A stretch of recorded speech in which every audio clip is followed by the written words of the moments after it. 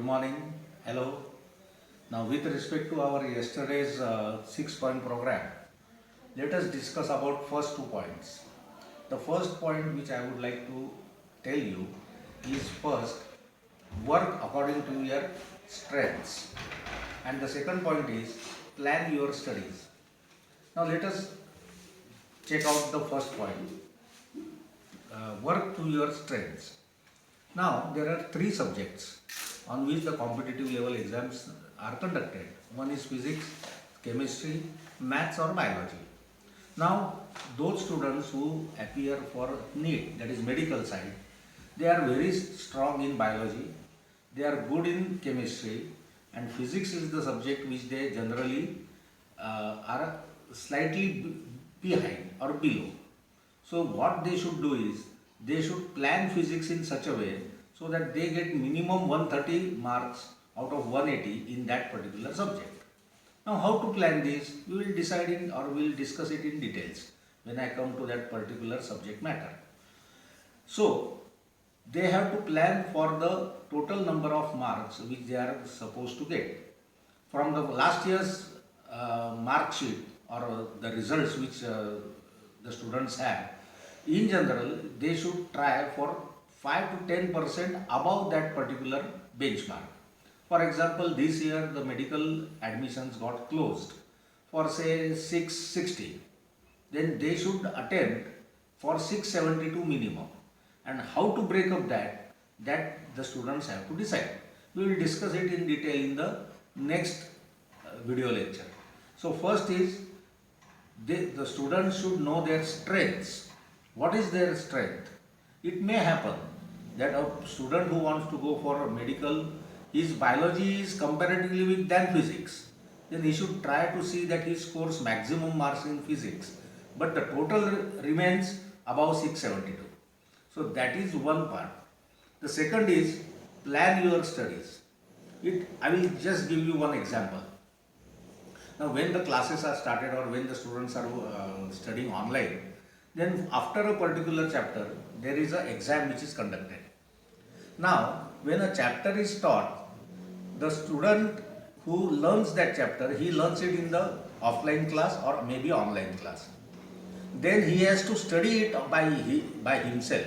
He has to get those concepts, he has to work on the formulae, he has to work on the shortcuts. Mostly what I have observed is that shortcuts are not generally taught in offline classes. They are just given in a form of a worksheet. Students should take those shortcuts and they should work with examples on those shortcuts. And then they should appear for the exam. In general, it happens that when the exam is conducted on Saturday or Sunday for that particular week, students are ready with only 60% or 70% of the chapter. But they attempt the exam because there are so many pressures on them. The next chapter starts. So the students' focus now shifts to the second chapter. The first chapter remains 70%. Then the third chapter and so on. So all this gathers towards the end of the curriculum. And then they again start right from the beginning. A chapter which is taught 6 months back or 7 months back, again they have to revise it, again they revise it. And what happens is, in this all chaos, the students get less marks. So they have to plan out that for this, what is my speed of learning, what is my speed of calculation, what is my speed.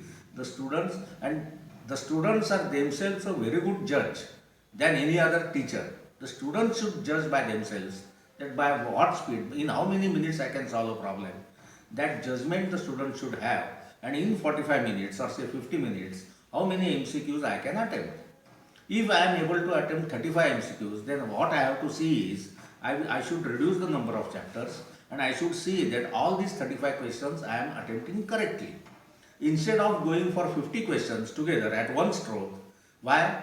Because 50 questions are there and I have to attempt them. 45 questions are there, 30 questions are there. I am supposed to attempt that because I have to complete the paper.